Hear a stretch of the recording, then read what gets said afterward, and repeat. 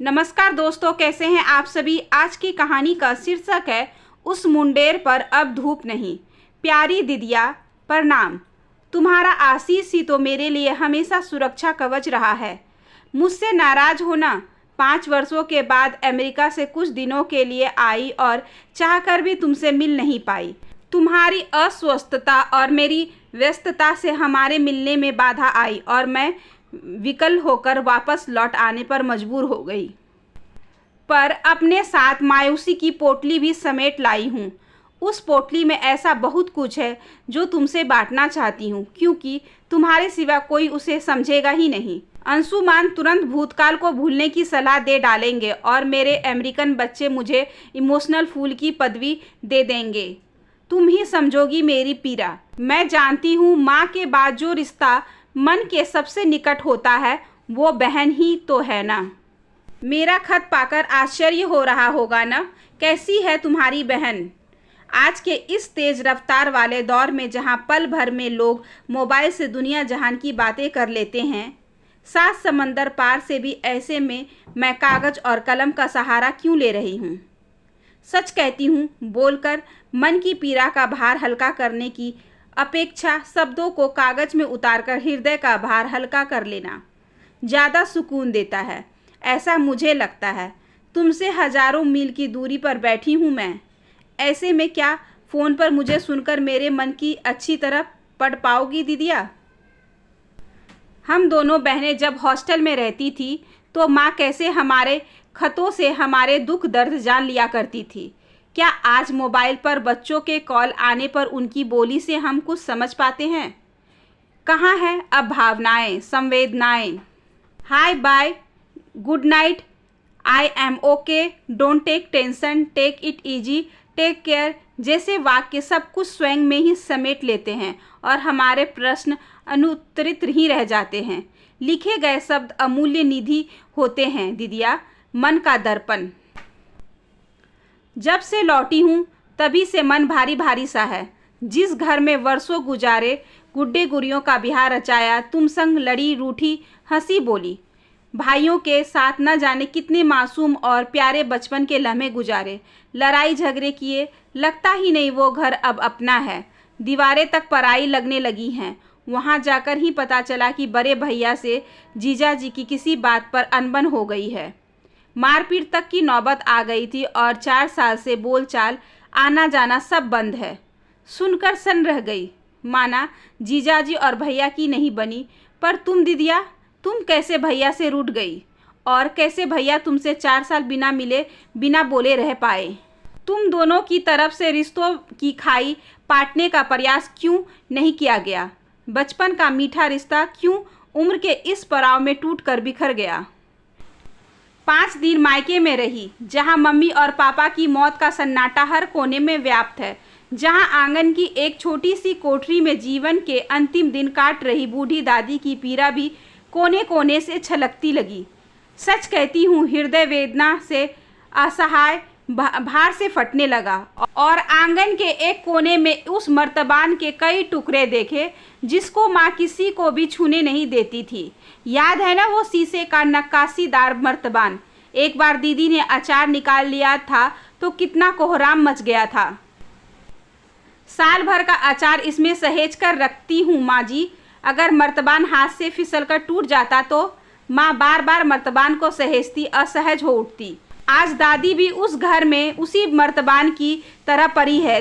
तीनों भाइयों की अपनी अलग अलग दुनिया है। बड़ा भाई एक छोर है तो मंझला भाई दूसरा छोर, और छोटा भाई भाभी की दुनिया, उनका दायरा तो बहुत ही सीमित है, जिसमें वे और उनके बच्चे के सिवाय कोई नहीं है। तीनों पोतों में से किसी के पास दादी के लिए समय नहीं है। बात बात में ताने और झिड़कियां सहने पर विवश बूढ़ी दादी की दयनीय अवस्था देख मन दुखी हो गया। मन में प्रश्न उठता है, यदि हमारे बच्चे ने भी हमें एक सूनी कोठरी और ऐसा ही एकाकीपन दे दिया तो? अपनी पसंद की एक भी चीज़ खाने के लिए हमें सबकी चिचोरी करनी पड़ी तो? यह सोच कांप उठती हूँ मैं। मैंने दादी से पूछा था, सपना दीदी आपसे भी मिलने नहीं आती? उनका स्वर भारी हो उठा था। कैसे आएगी भला? यहाँ इस घर में उसका और उसके पति का इतना अपमान जो हुआ है, लोग प्रेम की डोर से खींचे चले आते हैं नैना, नफरत की तो कोई डोर नहीं होती। बस दो खंडित छोर रह जाते हैं जो कोसों दूर होते हैं। दादी की पीड़ा बहुत गहरी है, अपने बच्चों का बिखराव उन्हें दंश दे रहा है। बात बात पर मम्मी पापा को याद करती हैं, स्वयं को कोसती हुई रो पड़ती हैं। मुझसे 10 वर्ष बड़ी हो तुम, मैं तुम्हें आदेश नहीं दे सकती, पर प्रार्थना करती हूँ दीदिया, सारी बातें ताक पर रख कर एक बार दादी से मिल आओ। तुम्ही में उनकी सांस अटकी है। ये भी जानती हूँ कि तुमने जीजा जी की मर्जी के विरुद्ध जाकर भी इस रिश्ते को जोड़ने की कोशिश की थी, और भाभियाँ तुम्हें अपनी ननद नहीं, अपने पति के दुश्मन की पत्नी ही समझकर मुंह बनाती हैं। भाइयों की ओर से कोई सकारात्मक पहल भी कभी नहीं की गई। जब जान चुकी हूँ, पर तुमसे नहीं, दूसरों से। तुम ही तो कहती थी ना, दुख बांटने से हल्का होता है मन, तो बांट लो ना अपना दुख दर्द अपनी छोटी बहन से। आज मन के कोने कोने से यादों का पिटारा सा खुलता जा रहा है। अपने घर की सबसे प्यारी जगह याद है ना, कैसे भूल सकते हैं हम दोनों। भाइयों को तो याद भी नहीं होगा। बेटा और बेटी में यही तो फर्क है। बेटी बचपन की मीठी स्मृतियों को अमूल्य निधि की तरह दिल में सहेज लेती है। बेटे की स्मृति में बचपन की स्थिति कांच की गोलियों जैसी होती है, चिकनी, फिसलन भरी। मुट्ठी में ही नहीं समाती तो दिल में क्या रहेगी। छत की उस खुली मुंडेर को शायद ही कभी भूल पाऊंगी, जहाँ जीवन के कई खट्टे मीठे पल बिताए, हंसी रोई, शर्माई मुस्कुराई। घर के प्रत्येक सदस्य के प्रिय स्थान था वो। पापा सुबह की चाय वहीं आराम कुर्सी पर पीते थे। मम्मी और दादी दोपहर में पापड़, अचार व बड़ियाँ सुखाती बतियाती रहती थी, और हम दोनों बहनें वहीं बैठकर संध्या काल में ठंडी हवा का आनंद लेती। किस किस विषय पर बात नहीं कर लेती थीं। कितना लड़ते थे हम पांचों भाई बहन सर्दियों की सुबह में वहां बैठकर पढ़ने के लिए। सुनहरी धूप की गर्माहट से वो कोना भर उठता था। उस मुंडेर से जुड़ी एक मर्मात्मक संवेदनशील स्मृति और भी है ना दीदिया, जब एक सुबह कोने में बैठकर अपने लंबे बालों को सुखाती तुम्हारी कुर्सी का पाया अचानक फिसल गया था और तुम सीधे आंगन में जा गिरी थी। घर में कोहराम मच गया था। तुम्हारा खून में डूबा निस्तेज चेहरा फिर से आंखों में कौंध गया है। उस दिन मन्नी भैया का फूट फूट का रोना आपके प्रति उनके गहरे लगाव को दर्शा रहा था। डॉक्टर, मेरा सारा खून लेकर भी मेरी दीदिया को बचा लीजिए। उनकी वो कतार पुकार मानो ईश्वर ने सुन ली थी। तभी तो तुम दोनों का खून मैच हो गया था। खून का ऐसा प्रगाढ़ रिश्ता, एक दूसरे के लिए इतना दर्द, कैसे भूल गए तुम दोनों। नहीं, मैं तुम्हें उल्हाना नहीं दे रही, मुझे गलत मत समझना।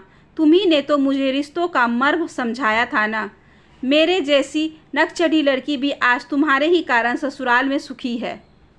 पिछले कुछ ही वर्षों में वो घर, हमारा प्यारा मायका कितना पराया हो गया। एक ही मकान के 3 खंड हो गए हैं, तीनों भाइयों के अलग अलग हिस्से, और हमारी वो प्रिय जगह, वो छत की खुली हवादार गर्म रोशनी से भरी मुंडेर अब हमारे सपनों में ही सीमित शेष रह गई हैं। तीनों तरफ से कमरे बन जाने के कारण उस मुंडेर का हर कोना गहन अंधकार से भर उठा है। वहाँ अब एक बाथरूम है, बड़ा सा, हर सुविधा से संपूर्ण, पर उसकी तह से आज भी हमारी खिलखिलाटे, हमारा लड़कपन, हमारी छुपा छुपी का खेल, हमारी गुड़ियों का विवाह और ममतव्य के लिए न जाने कितनी यादें दबी पड़ी हैं। हमने अनजाने में बहुत कुछ खो दिया है, ऐसा लगा। सच दीदिया, उस मुंडेर पर अब धूप नहीं आती। चलो, माना समय के साथ सब कुछ बदल जाता है, पर कई एहसास ऐसे होते हैं जो कभी परिवर्तित नहीं हो सकते। क्या प्रमेल, ममतव्य और बचपन की अनुभूतियाँ कभी मिट सकती हैं? क्या क्या कहूँ, कहने को तो बहुत कुछ है, पर कुछ बातें केवल महसूस की जाती हैं। तुम भी मेरे साथ महसूस कर रही हो ना, रिश्ते कितने बेनामी होते जा रहे हैं। कहते हैं प्रयास की सार्थकता तभी है जब प्रयास दोनों ओर से किया जाए। फिर भी हम दोनों बहनें अपनी ओर से प्रयास करके फिर से इस टूटे रिश्ते को जोड़ने का अंतिम प्रयत्न तो कर ही सकती हैं ना। सर्दी की छुट्टियों में अगले साल 1 सप्ताह के लिए भारत आ रही हूँ। इस बार तुम्हें साथ लेकर ही मायके आऊँगी। सभी भाई बहन को एक साथ देखकर दादी की बूढ़ी आंखों में जो खुशी आंसू बनकर छलकेगी अनिवार्य होगी, है ना दीदिया। हम पांचों जब एक साथ बैठेंगे तो हो सकता है मन की परते में दबा बचपन की स्नेह फिर उभर आए। मेरे आने की प्रतीक्षा करना। ये प्रतीक्षा तुम्हारी आंतरिक वेदना के लिए कुछ तो महरम का काम करेगी। शेष फिर तुम्हारी छोटी बहन नैना। आशा करती हूँ कि आज की ये छोटी सी कहानी आपको अच्छी लगी होगी। अगर अच्छी लगी हो तो please like share and subscribe करें हमारे चैनल को, ज़्यादा से ज़्यादा शेयर करें और बेल आइकन को ज़रूर प्रेस कर लें ताकि अगली वीडियोस की नोटिफिकेशन आपके पास सबसे पहले पहुँचे। धन्यवाद।